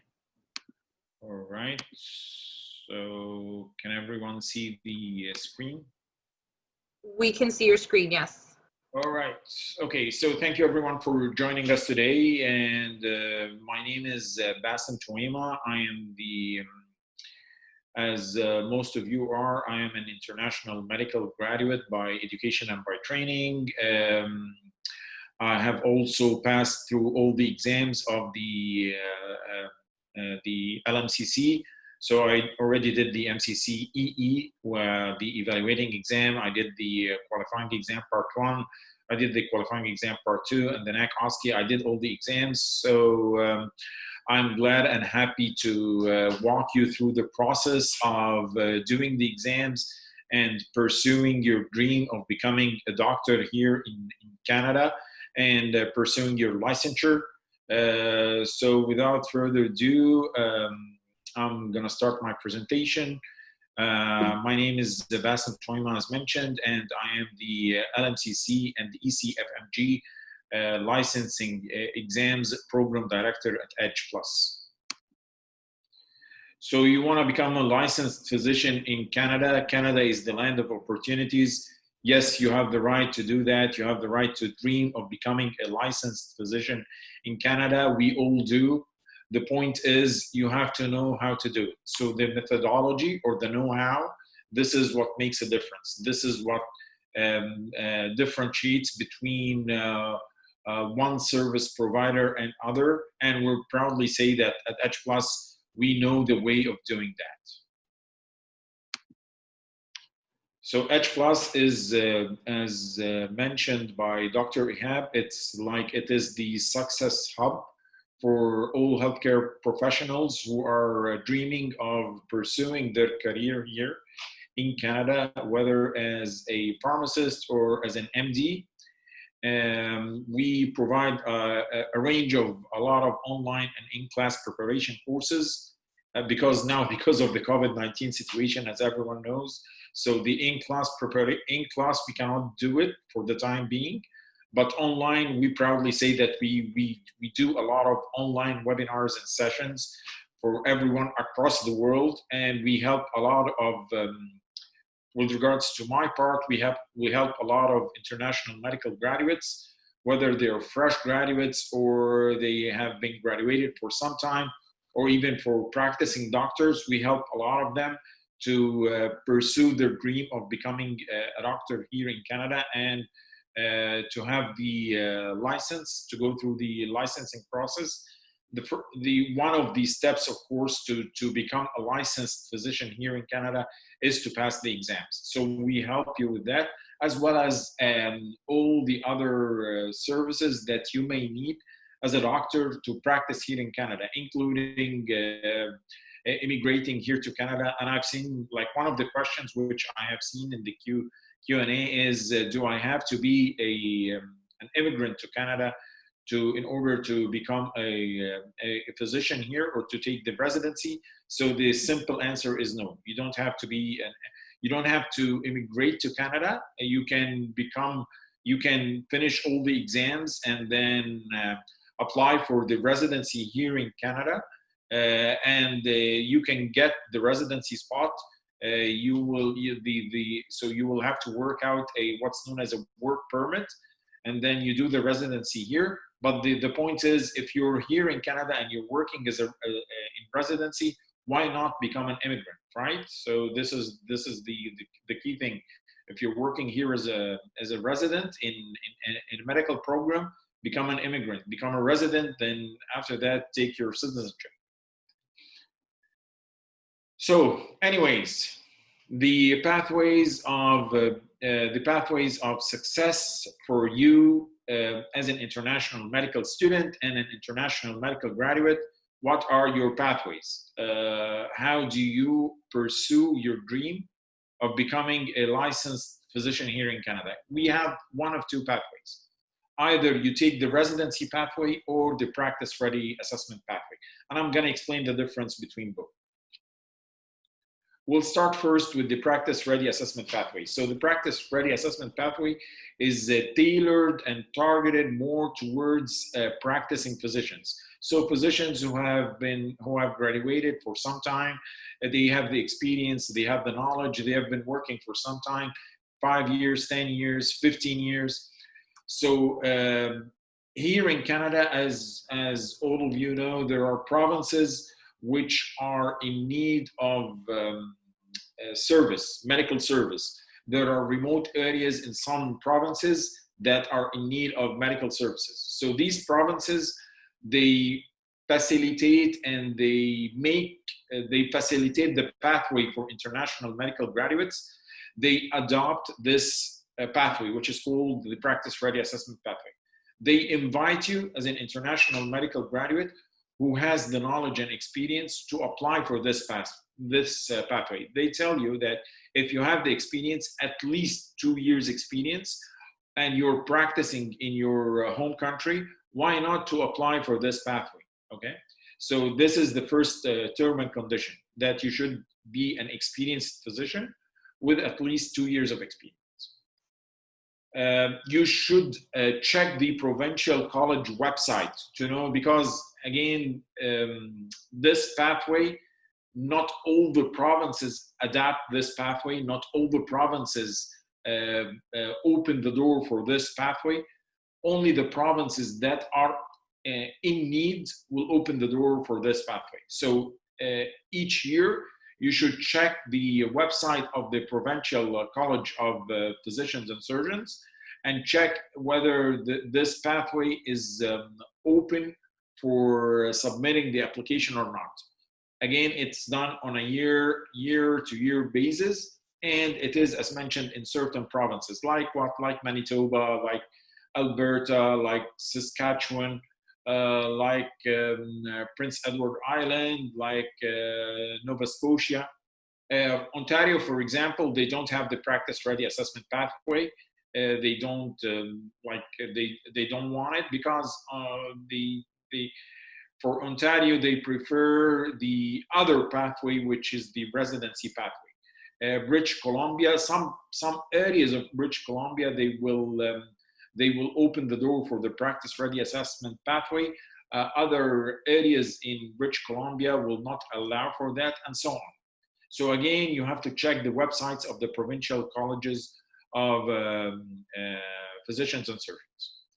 So if a province is in need, if a province wants some physicians to apply for this pathway, and they have remote areas which need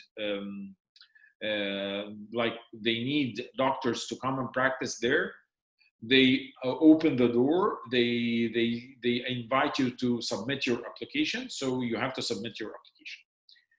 Okay, for the application to be full and complete and to be considered for the next step, which is an interview, you have to pass the exams. It's a must. So exams here are a must. Exams are one of the tools by which the committees assess your knowledge base and your working experience. If you pass the exam with a high score, so this means that you're a qualified doctor. This means that you have the knowledge. This means that you have the experience. This means that you have worked for some time and you know how to treat the patients. So for the practice-ready assessment pathway, you should pass the MCC QE, or the Medical Canadian Council qualifying exam, Part 1 and Part 2. You should pass these exams with a high score. So Part 1 is the multiple choice question exam and the clinical decision-making cases exam. Part 2 is the clinical exam. Okay, so you submit the application. And before submitting the application, you pass the exams with high scores. You prepare the application. You should also pass the English proficiency test. The committees will receive your applications. We'll check the applications. We'll check your score. We'll check your working experience. We'll check your CV, what you have written in the CV. will check all of that. We'll make sure you like experienced physicians are the ones who have to apply for this exam, or sorry, for this pathway. And of course, the more experience you have, the better is your chance. Then the committee will say, okay, so I have the application of X and the application of Y. And looks like the application of X is better because X has higher scores, X has more years of experience, X passed the English proficiency exam. So let's invite X for an interview. So they invite you for an interview. Nowadays, I don't know whether they do the interview in person or remotely because of the COVID situation. Maybe they do it remotely. Again, you have to check the website, the Provincial College of Physicians and Surgeons website for the updates. They say that, okay, the application of X looks very good. Let's invite him or invite her for an interview. They send you the invitation for the interview. They do the interview. Well, you impress them. So, and again, at Edge Plus, we can prepare you for the interview.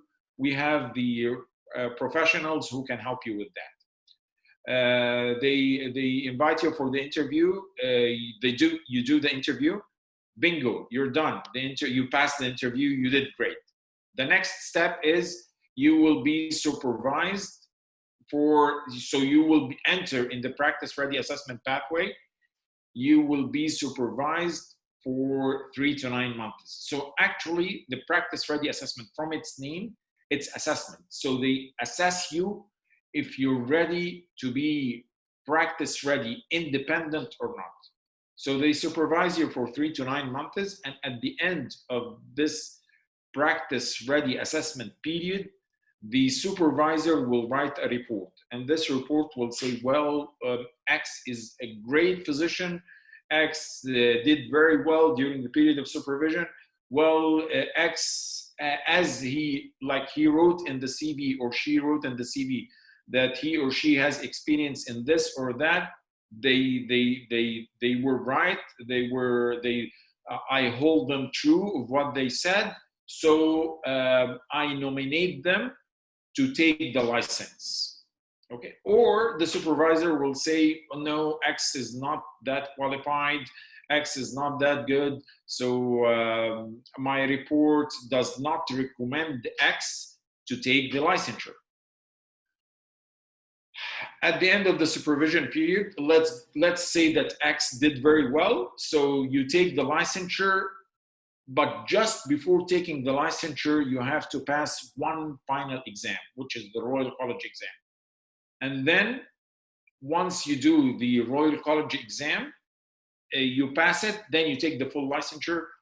You practice in this province for a certain period of time, depending on the contract that you do with the Provincial College of Surgeons, Physicians and Surgeons. Let's say for 1 year, for 2 years, for 3 years. Then after that, after you finish your contract, there you have your full license. You can take it anywhere across Canada. So that's the first one, which is the practice ready assessment pathway. The second one, which is the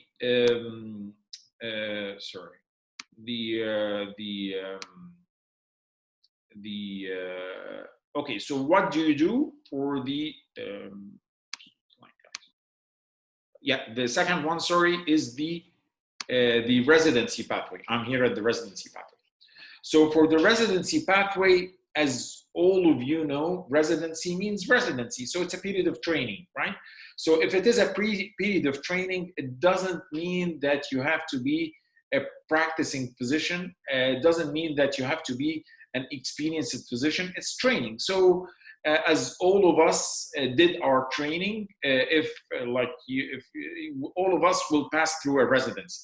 So simply with the residency pathway, they're targeting fresh medical graduates. They're even targeting medical students, not necessarily fresh medical graduates, medical students, fresh medical graduates. But this doesn't mean that practicing physicians are not allowed to apply for this path. Practicing physicians can apply for this pathway as well. But as you can see, the pool of candidates that apply for this pathway, it's a much bigger pool. So if you're a practicing physician, you're competing with fresh medical graduates from all over the world. You're competing even with medical students from all over the world. Actually, this program is targeted and tailored more towards the fresh medical graduates and the medical students, more than the practicing physician. Okay, to go into the residency pathway, what do I need? I need to pass the exams again and again, the exams. So you need to pass the MCCQE Part 1 exam, which is a must. And also you need to pass the NAC OSCE exam, the National Assessment Collaboration Objective Structured Clinical Examination. So both of these exams, you need to pass them with a high score. And again, at H+, we prepare you for both exams. You need also to pass the English proficiency test. Then once you passed with these exams, you can start preparing and taking these exams if you're a medical student. So during the 5th and 6th year or the 3rd and 4th year of your medical school, you can start taking these exams, okay? Then as soon as you finish your medical school and you're doing your internship in your home country, or you're doing whatever period of training in your home country and before coming to Canada, you can work on these exams as well. We help you to do these exams while you're doing whatever you're doing in your home country. You pass the exams, MCCQE Part 1, NAC OSCE, and the very final step before applying is also you have to do the English test, the English proficiency test. And as all of you know, the expiry of an English proficiency test, I think it's about 2 years. And that's why I prefer for the English proficiency test to be the last step before applying. So you apply. Then as soon as you apply, the committee will, at the different hospitals, will receive your application. They will check again the application of physician X and the application of physician Y. Looks like physician X or Dr. X, he did very well in the MCCQE Part 1. He had a high score there. He did very well in the NAC OSCE. He did very well with regards to the English proficiency test. His CV, so as mentioned, the CV there don't focus much on the years of experience, because the residency pathway is for everyone, even for fresh medical graduates and students. So you apply, as mentioned, you apply for the exam. There's the, you apply for the residency pathway. They check your application. The application looks great. They invite you for an interview. You do the interview. Wow, you passed the interview. Congratulations. You did very well in the interview. Your application was great. You did very well in the interview. Now you will start your training. So as mentioned, for the training, like it's not necessarily that like for the training, for the residency, you don't need to be a resident of the country. You don't need to be a citizen of the country. You can come and they will work for you a work permit. But again, why not? If you're here and you're doing your residency, why not then to apply for residency, then go for the citizenship? The residency is usually for 2 to 6 years, depending on the program that you're doing the residency. Then it is in all university hospitals across Canada. So whether in Ontario, so there's no, it's unlike the practice ready assessment, which is selective for certain provinces and for remote areas. For the residency pathway, it's across Canada, so in all provinces across Canada. And this training has to be in a university affiliated hospital. Then at the very end, before you finish your training period, and before you finish your residency, you should pass the MCCQE Part 2 exam. So you can do it at the very end, during your training or at the very end. Then the very final step, before you take your full licensure, you should pass the Royal College exam in the field that you had your training in. So whether in family medicine, in internal medicine, or in one of the subspecialties, you should do the Royal College exam at the very end. Okay, so now that you know the two pathways, what is my next step? What shall I do in order to go through these pathways? The very first next step that you should do is register on the Physician Apply website. So you can see this URL, portal.physicianapply.ca. So go to this website. Then you can see here, if you're new to the Medical Council of Canada, so if you're new, you click on the link, which is create the account. Then this, once you click on it, it will take you to another page. You have to accept the terms and conditions. And once you accept the terms and conditions, the page will take you to another page where you have to fill in some information like your first name, your last name, your date of birth, so some personal information. Then after that, once you fill in and you pay, of course, some fees at the beginning for registration. Then after that, the next step is they will take you to your main account page. And in the main account page, you have to start uploading sub-documents. Okay, so these documents are necessary for you to apply for the exams. So what are these documents? First of all, a document that says that you are X. If you're Dr. X, so you must submit a document or upload a document that say that you are X. So this document is the certified passport copy. Okay. The next document that you have to upload is your medical school degree. So if you have graduated from your school, you should apply your medical school degree or your medical school diploma, and it should be in English. If it is in another language, so it should be translated and certified by an official translator. So this is for the medical school degree.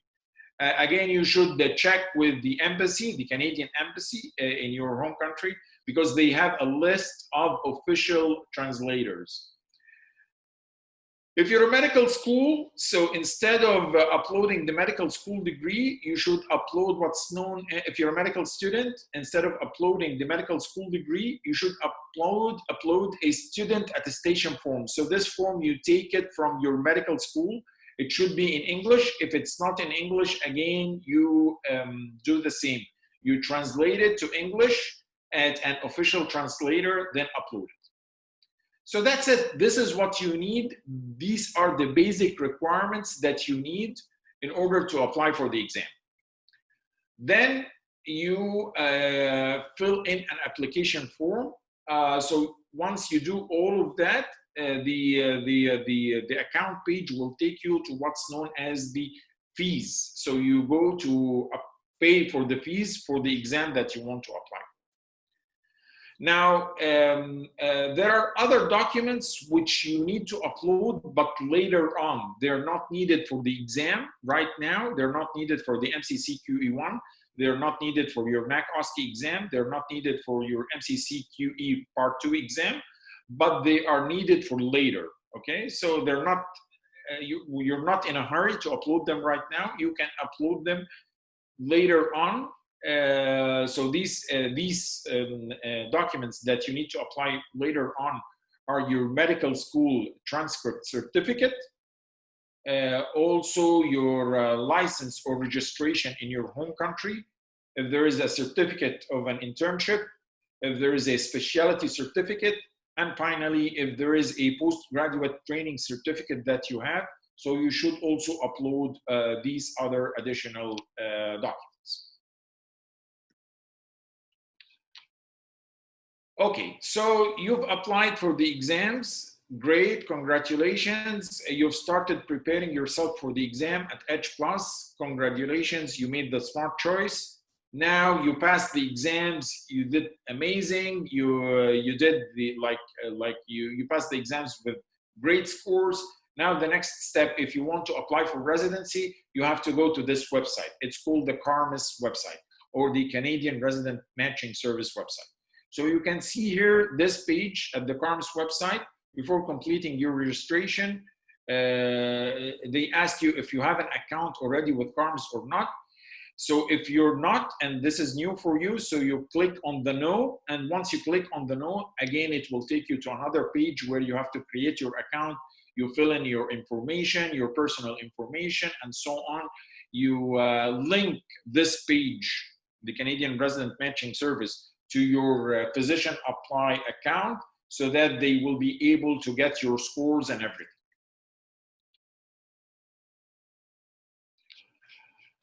Now for the exam, just I want to reflect on two things with regards to the exams, which are very important for you as an exam candidate. The first thing is that for the exams, I want the first thing which I want to reflect on is the feedback that you get on the exams. So after each exam, you will get what's known as a report or a feedback from the Medical Council of Canada. So this report or feedback, if you had like they will tell you whether you did well or not. This may help you if you, like, for example, if you did not, unfortunately, you did not make it in the exam and you failed the exam and you need to improve yourself. So this feedback will tell you what are your deficits, what are your points of weakness, so that you can improve yourself for the next exam. Luckily enough, at Edge Plus, we don't take you to that stage. At Edge Plus, we prepare you so that you pass the exam from the first time with a very high score. So with this, the MCC-QE Part 1 exam, you get this type of blueprint feedback report. So the exam simply assesses you with regards to your assessment diagnosis area, your management area or your management skills, your diagnosis skills, your communication, your behavior, professional behaviors in different areas of the dimensions of care with regards to health promotion, illness prevention, acute care medicine, chronic care medicine, and psychosocial aspects. This is this is a sort of a copy of the performance feedback report that you get, and as you can see, this bar at the middle, this bar here, it represents your performance, and it compares your performance to the borderline performance. And so you can see here, you can compare yourself to the average performance if you are like doing average or more than average or less than average. And again, as mentioned, it shows your performance in different areas with regards to preventive medicine, health maintenance, understanding mechanisms of disease, diagnosis, principles of management, and so on. Also, this is another way of showing it. So they used to do this in the past, and nowadays they do it as you can see, as a bar. So it's a bar graph. So they will show you your bar, and this bar will be compared to the it will be compared to the borderline performance, low performance, high performance. So you can know like what's your performance compared to borderline, what's your performance compared to the low performance or to the high performance. Like this bar graph will give you an idea. It's sort of a graphic visualization that helps you to improve for the next time. The same applies for the NAC OSCE, so the same areas they focus on in examining you, like your assessment, diagnosis skills, management skills, communication skills, and so on. Again, for the NAC OSCE, they will represent your score in the form of a bar, and then they will compare it to the mean score of the first time takers, and this is the standard error of the mean.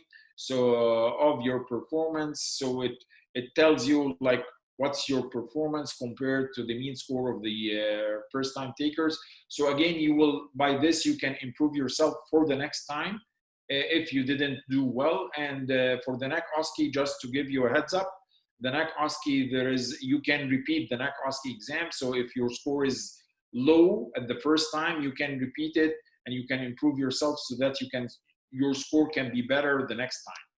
I think for nowadays, they give you 3 attempts for the NAC OSCE exam. The same applies for the MCC QE Part 2 exam. The MCC QE Part 2 exam, you cannot repeat it. So it's a pass or fail, but if you fail it, you have the option of repeating the exam and taking it again. But once you pass it, you cannot repeat it. And again, for the MCC QE Part 2 exam, they focus on and assess your patient-centered approach to history-taking, physical exam, to treatment planning, how do you organize the encounter, the interpersonal behavior. The MCC QE Part 2 exam is tailored more towards an experienced physician who has been practicing for some time and knows how to do the history taking and the physical exam. The NAC OSCE is tailored more towards the fresh graduates and the medical students. So it assesses more your basic skills, basic clinical skills. And of course, for the English proficiency tests, so the one which is recommended by the Medical Council of Canada is the IELTS exam. And you have to have an overall band or an overall score of 7. Yeah, of 7. So with regards to the scheduling for the exam, so nowadays post-COVID-19, so after the world has changed because of the COVID-19, so nowadays the exam, like the Medical Council of Canada is offering the remote proctoring. So Dr. Ihab did talk a lot about the remote proctoring. I won't repeat the same message again, but like what I can tell you about the remote proctoring is that you have the option of doing the exam at home. There are, of course, technical requirements to take the exam at home with regards to the internet stability, with regards to the screen, the screen of your computer, the surroundings. So the room has to be completely empty. They proctor you in the exam. They make you open the camera. They check the surroundings around your office, in your office space or office area. They make sure that there are no books which are open here and there. Like there are some restrictions, some regulations. Again, the remote proctoring thing, like this is a new thing and it's because of the COVID-19. The other option is the Prometric Center. So the Prometric Center we have for the MCC QE Part 1 exam for the 2020, we have from August 31st to September 20. But you have to check whether your country has the Prometric Center or not. In order to do that, you have to go to the website of the mcc.ca and check whether your country has a Prometric Center or not. In the Middle East and in a lot of countries of the world, Prometric Centers are available in a lot of countries in the world. Or if it's not in your country, it will be in a nearby country. For the fall exam, it's the October 26th to November 8th. Again, you have to check whether there's a Prometric Center in your country or in a nearby country or not. The application time frame, it's still ongoing for the summer, for this exam and for the fall exam. For your remote proctoring, it's all year round. And these are the durations, the examination date duration or examination date period. For these exams, as Dr. Ihab has mentioned, the same applies for medicine. These Prometric Centers are working with half capacity. And again, this is because of the COVID-19 situation. So, and it is like it's difficult to reserve a spot in a Prometric Center nowadays. For the 2021, the dates are from January 25th to February 21st, from April 12th to May 16th, July 5th to July 25th. The application opening time frame for these Prometric Centers is to be confirmed. So they didn't open they did not allow or they didn't allow for applying for these exams yet.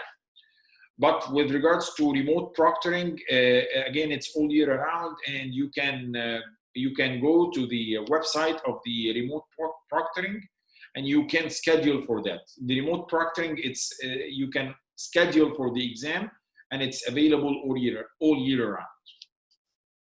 This is for the 2021. For the MCC QE Part 2 exam, so we have the February exam, and it is on February 6th to February 7th. But unfortunately, the application time frame for this exam is already closed.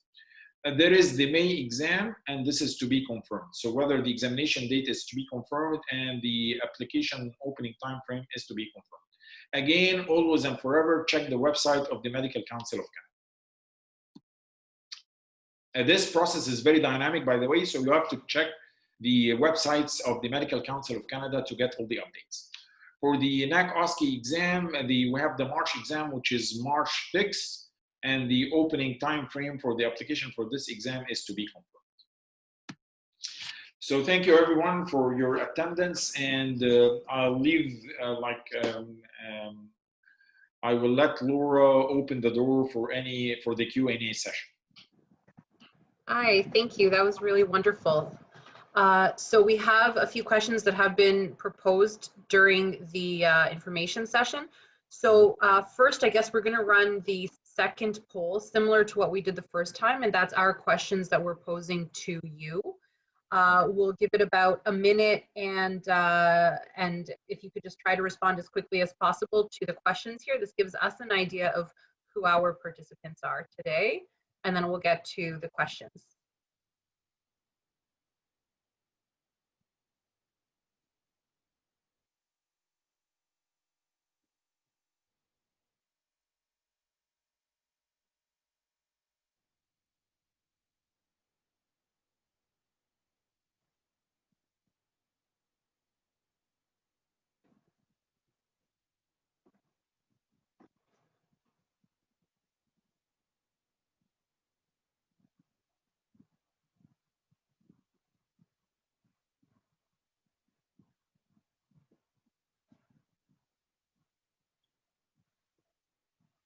Okay, in about maybe 5 more seconds, and then we'll end the polling and move on to the questions.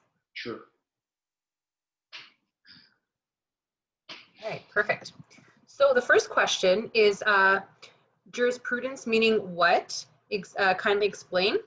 Along with English test, are there any tests for this? Do I need to be a specialist in another country to avail the practice ready assessment, or general practitioner can apply to? Sorry, can you repeat that again? So like fragment the question, please. So sure. So to maybe define the concept of jurisprudence along with the, sorry? Yeah, jurisprudence, right? Yes, and do I need to be a specialist in another country to avail the practice ready assessment, or can a general practitioner also apply?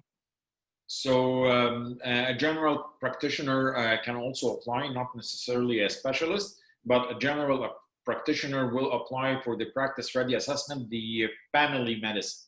So because general practitioner, so here in Canada, he or she is going to be a family doctor. But if he's a specialist, so a specialist in orthopedics, a specialist in ophthalmology, a specialist in ENT, he or she is going to apply for practice ready assessment in his or her specialty. Okay.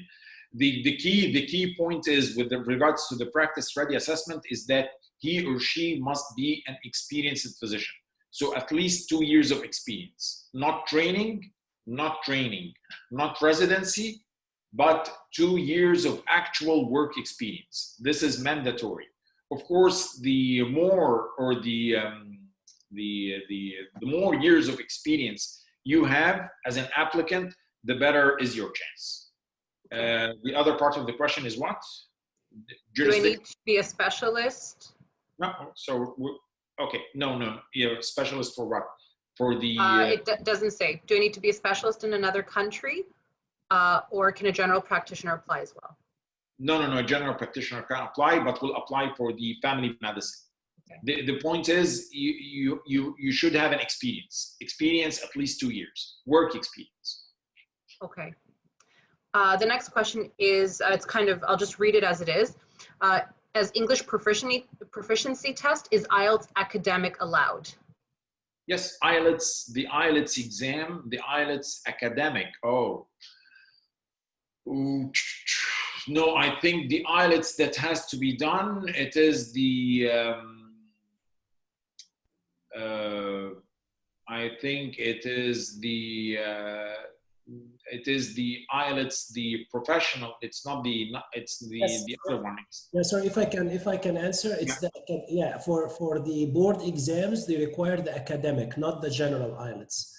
So this applies, I think, this applies definitely for pharmacy board, and I'm sure it's also the same for the medicine, for the LMCC. It's called the academic IELTS. The general IELTS is required for the immigration file. It's a different IELTS. Oh, okay. Thanks for the thanks for the tip. Yeah. So the what's more important about the IELTS? So it is the IELTS exam that's needed, the academic one. But what's more important is the score. So to get a score of 7, at least 7 for this exam, it's not an easy thing. So it needs preparation as well. Okay. Do I have to pass the exams in English, or is French accepted? French is accepted for Quebec. Okay. And for bilingual provinces. So there are other bilingual provinces. Here in Ontario with French, you can work in Ottawa. So there are some hospitals which allow bilingual physicians to work in them. There are some bilingual provinces which will allow you to take the examination in French, and you can work with your French language there. In Quebec, of course, so if you take the exam in French and you pass the exams in French and you apply for licensure in Quebec and work as a French-speaking doctor there. But in other provinces, English is preferred. Okay. Supervision for 2 to 6 years in the residency pathway, does it happen in Canada or can it happen in the home country? In Canada, of course. So this is supervision for residency program in Canada, in a Canadian university affiliated hospital. Okay. MRCP in the UK, Part 1, 2, and PACES passing has any benefit in residency application? For sure, they will take it in consideration. They will. This means that you, as an applicant, this means that you, as an applicant, you have more knowledge. You're better qualified. Although that for residency doesn't make much of a difference, because, as mentioned, residency is more for fresh graduates, for medical students, for fresh graduates. So it will make a better impact with regards to the practice readiness assessment. This is for the MRCP and the PLAB and whatever exams the candidate has taken them. For the residency, well, it's more about the score, your score in the MCC QE Part 1 exam and the NAC OSCE exam, the score as well. Okay, perfect, thank you. What is the chance to get the orthopedic surgery residency in Canada? It's difficult, but it's not impossible. Sky is the limit. Dream for it, work hard on it, and you can get it. How much does the program cost? I'm assuming your program. So everything can be found on the website. So you can go to the edgeplus.ca website and everything is explained there. The second question was, can I get some info about the courses offered for MCC QE1 in your center? So again, that's the website. So I'm just going to remind everyone, for anyone who joined a little later, I'm going to be sending out an email with all of our contact details. Please feel free to email me as well, your contact information if you have any questions. And for any questions we don't get to today, then you can follow up with us and we'll be sure to get in touch with you on that. And please share with the attendees, like my like our contact details, Mm-hmm. Edge Plus, and I'm open to any WhatsApp message I receive from all my fellow doctors from all over the world. Like, I'm open to communication, and whatever information that they want, I can provide them. Can provide the information to them. Okay. Yeah. For pediatric specialist with 2 years experience, do I have to do the residency all over again? So again, it depends. Are you applying for the residency or you're applying for the practice ready assessment? If you're applying for residency, you will have to do it all over again. If you're applying for the practice ready assessment, so it's a period of supervision from 3 to 9 months, then at the end of the 9 months, you pass, you go, and if everything is okay, you will do the Royal College exam, and then after that, you have the full licensure. Okay. The next question is, I had submitted my medical degree in MCC. The next step is to apply to the exams. Is that okay? So you have submitted the medical degree, you have submitted your certified copy, passport copy. So you've done the 2 basic steps. So apply for the exam, pay the fees, apply for the exam, you're good to go. Okay. Is there an age limit to apply in CARMS? There is no age limit, but again, my personal experience is practice ready assessment is better for experienced physicians. CARMS and residency is better for fresh graduates and medical students. Again, I'm not asking, this is my personal experience, but I'm not telling anyone not to do this or to do that. It's your personal choice at the end. Okay.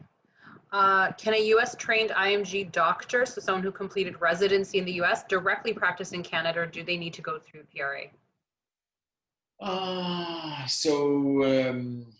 Practiced in the US, took the residency in the US, and took the board exam in family medicine, or no? So this is the point. That's all the information I have. Completed residency in USA. So did the residency in USA and took the board exam, then yes, you can transfer the, if just did the training, did the training in USA, I don't think so. So hospitals here, if just did the training without taking the board exam, it will be difficult to practice right away here in Canada. But if you did the board, if you did the practicing and you took the family board exam in the USA, I think you can come and you can apply for the full licensure here in Canada with your US board exam, and you can practice with it here in Canada. Based on your knowledge, what is the competitive score in QE1, NAC, OSCE, and QE2 to get a residency spot? Like, what's an average for those? So the higher the score, the better, of course. I would say for the NAC OSCE, I would say nowadays it's above 80%, so 80-85%. For the MCC QE1 exam, so again, the grading has differed from before. If I would translate it to a percent, I think for the MCC QE1, it has to be I would say above,